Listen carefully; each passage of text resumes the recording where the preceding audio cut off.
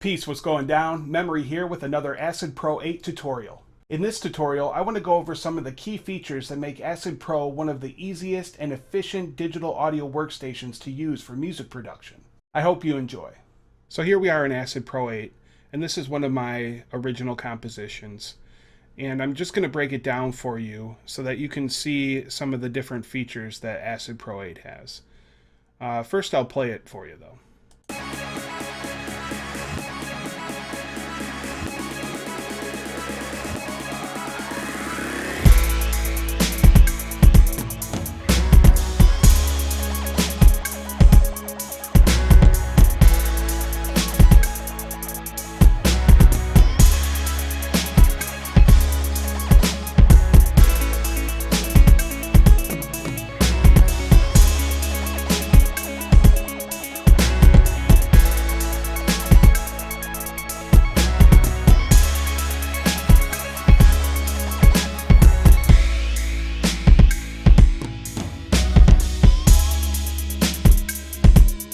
So that's the track in a nutshell. It may seem complex, but it's fairly simple in terms of the number of elements that are here. You have a sample, some drums, a lot of drums. You have bass, guitar, and some synths. So I'm just going to go through all of the different pieces and show you how it was created and show you which features in Acid I used in order to create it. So the first thing I want to go over is the sample. The sample came from DJ Pain 1's Unfinished Friday. Every Friday, DJ Pain 1 will release a piece of unfinished music, and he'll have other producers create a beat out of it and then repost it so that he can give feedback to them. By clicking on the track, we get the track properties, and then a series of what are called clips. So there's only one clip here, so we're going to click on that, and that shows us what the original sample is. If we play the original sample, we can hear it.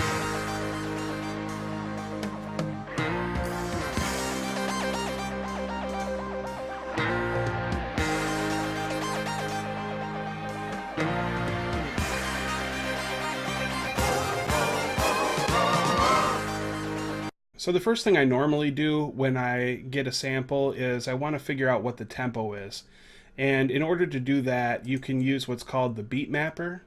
And so if I go into this stretch tab here, there's this beat mapper wizard. And if I click that, it allows me to detect what the BPM or the tempo of the track is. You just place the downbeat wherever the downbeat is, click next, and it automatically detects what the tempo is. Here it's about 120. What the beat mapper allows us to do is map the track to the grid. So that way everything snaps in place real nicely, and then we can loop it as we need to. So in this case, we can see that we have a tempo of roughly 60 BPM. What you can do then is play.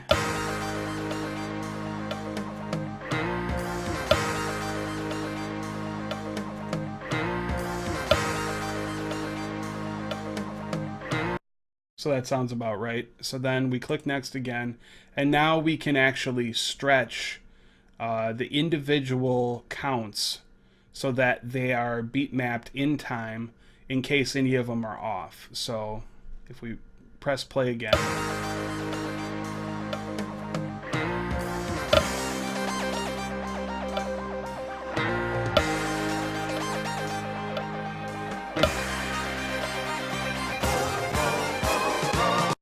So those are obviously all in time. I've actually done this in a different way.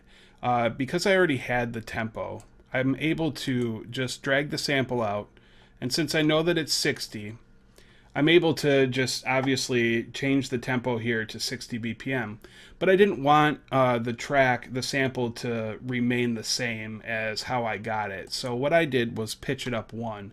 And then from there, I just roughly figured out, based on the grid, where each of the downbeats would be, and then what the tempo would have to increase to in order to make up for that pitch difference. So going through here, I found that 63.5 was pretty close, but it's not perfect. So in that case, what I did was I just made slices where it started to get off tempo, and then I just did what's called a crossfade, which makes a smooth transition. Okay, so then I just keep looking for those areas where I think it's going off. And, you know, 63.5 is pretty darn close, so I could dial it in more, but, you know, that was enough for my purpose. So here was another. So that's pretty much what I did in order to get the tempo to where I wanted it to be. So in terms of slicing the track up, as you can see, I've made these different slices. These are all the points where I've actually sliced the beat and moved it a little bit so that it was on time. This arrow here indicates that I've actually reversed the sample, and by hitting the U key, I'm able to reverse pieces. So, you know, you can do different effects with that. In this case, you can hear it.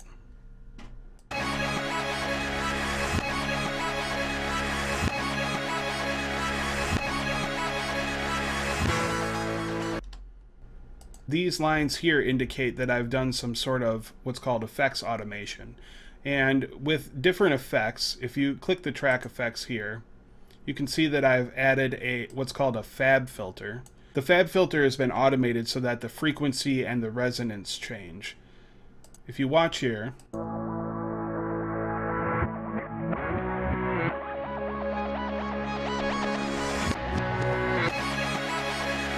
so it's relatively easy to automate different dials that are on your different effects here. There's simply a configure effects automation button, and then you have all these options. Now that the sample snaps to the grid, it's relatively easy to go in and paint in your drums. So you simply select your track and you just paint them in where you want them. I've doubled up the kick and quadrupled the snare, and in this case I've actually pitched one of them up 5. You can pitch drums up and down, or any sample for that matter, just by hitting the plus or minus key. There's a lot you can do with pitching, and it's really integral to the whole process of selecting the sounds that you want to use and making sure that they work together. The guitar that I played follows the bass notes of the sample. Let me play that for you.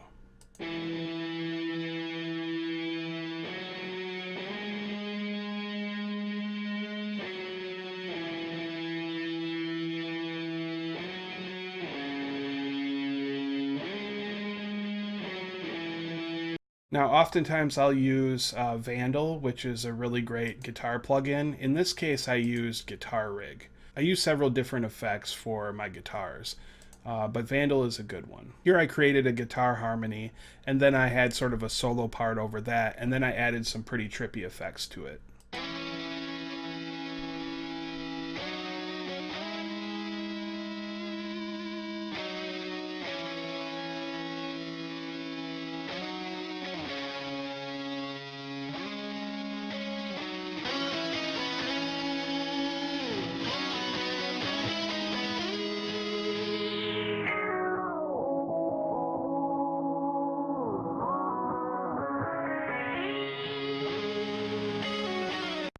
And again, you can hear that I did some effects automation. Effects automation is a really useful tool in order to create moments of movement in your piece.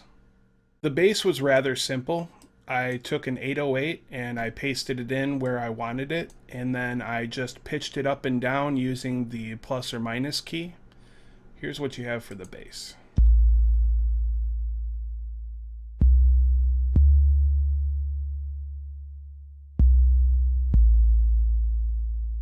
For the synths, I used 2 different synths. Both were massive presets that I downloaded. The first one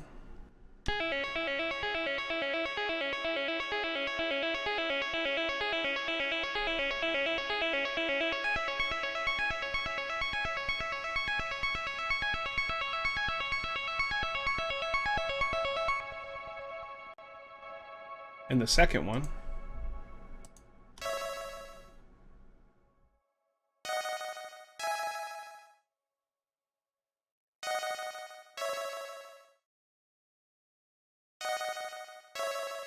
So there are several different ways that you can add MIDI.